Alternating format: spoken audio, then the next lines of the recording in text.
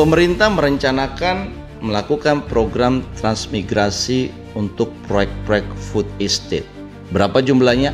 Akan ada 100.000 orang transmigrasi, katakanlah dari Pulau Jawa, yang akan disebar ke berbagai proyek-proyek food estate. Sebenarnya ini adalah transmigrasi yang pernah dilakukan di zaman Orde Baru. Tapi apakah sama? Saya punya pendapat yang berbeda.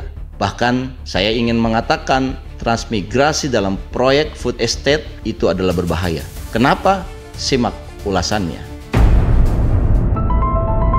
Menteri Transmigrasi Iftitah Sulaiman berencana mengirimkan sejumlah pemuda. Mereka akan dilatih untuk masuk ke dalam proyek food estate. 100.000 orang dalam desainnya. Menurut apa yang kita dengar di media, bahwa mereka akan ditempatkan sebagai buruh atau pekerja untuk membantu swasembada pangan dalam proyek food estate. Tentu saja ini berita gembira buat anak-anak muda yang sedang menganggur. Akan ada 100.000 lapangan pekerjaan baru dan mereka akan ditempatkan dalam proyek yang menjadi proyek kebanggaan dari Kabinet Merah Putih Pak Prabowo Gibran. Namun saudara, kalau kita lihat program transmigrasi di zaman Pak Harto, program ini adalah menempatkan masyarakat dari daerah yang kepadatannya tinggi, populasinya banyak, katakanlah Pulau Jawa, untuk ditempatkan di berbagai pulau di Kalimantan, Sulawesi, Papua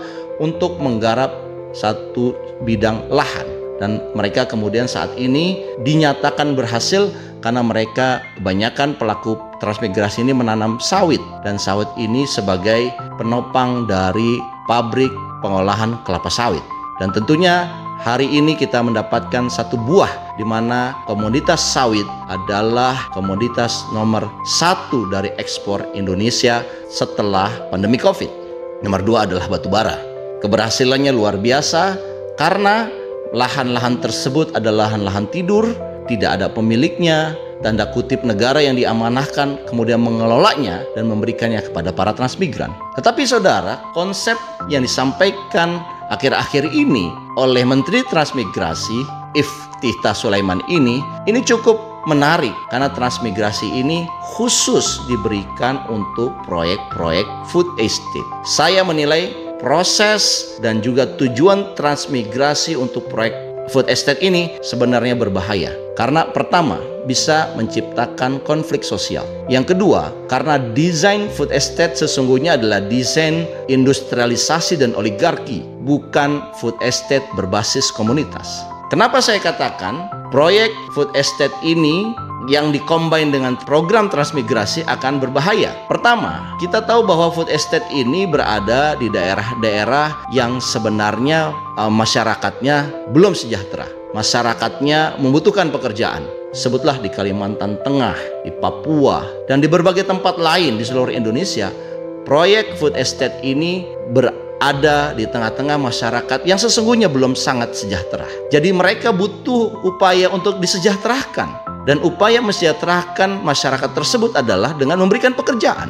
Kalau seandainya ada pendatang dari luar masuk dan mereka bekerja di proyek-proyek food estate ini, tentunya akan menimbulkan ketimpangan dan kecemburuan di kalangan masyarakat lokal. Inilah yang akan memicu adanya konflik sosial antara masyarakat lokal dengan para pendatang yang berasal dari proyek transmigrasi tersebut.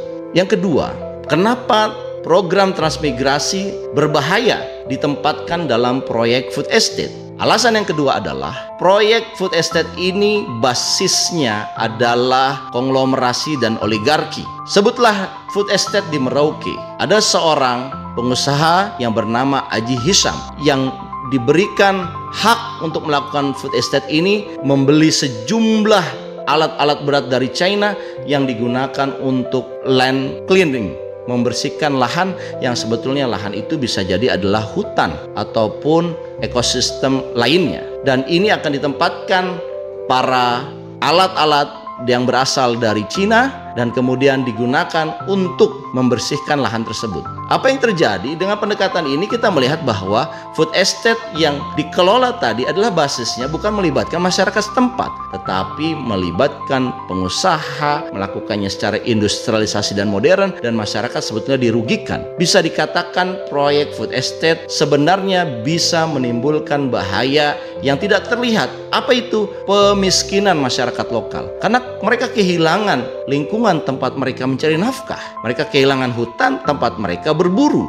Dan saya kira ini akan membuat mereka semakin miskin. Apa yang terjadi kalau seandainya program ini dibantu dengan transmigrasi? Transmigrasi ini kan sebenarnya apa? Buruh-buruh pekerja dengan upah yang sebetulnya murah dipilih daripada melibatkan atau mempekerjakan masyarakat setempat. Ada bantahan dari Pak Menteri Transmigrasi bahwa program transmigrasi ini bukan berarti dari Pulau Jawa ke pulau-pulau lain. Bisa aja berasal dari beda desa atau beda kecamatan yang akan masuk ke dalam daerah itu. Sesungguhnya kalau kita bicara transmigrasi, itu adalah perpindahan masyarakat dari tempat yang high populated dengan kepadatan populasi tinggi kepada tempat yang tidak terlalu padat penduduknya. Tetapi kalau yang dikatakan adalah perpindahan masyarakat antar desa, itu bukan transmigrasi. Orang Bogor pindah ke Jakarta untuk bekerja, itu bukan transmigrasi. Ya, itu adalah mobilitas dari penduduk yang sebenarnya itu tidak usah diprogram. Dan saya kira kalau kita itu mengatakan itu transmigrasi akan salah kaprah.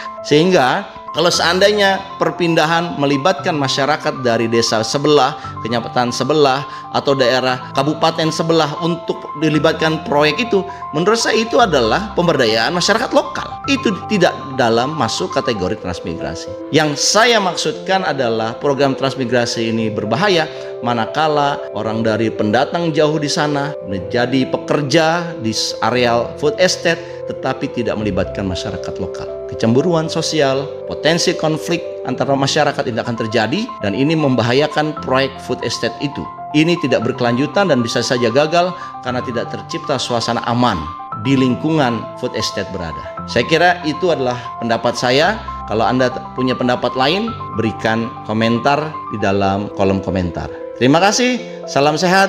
Assalamualaikum warahmatullahi wabarakatuh.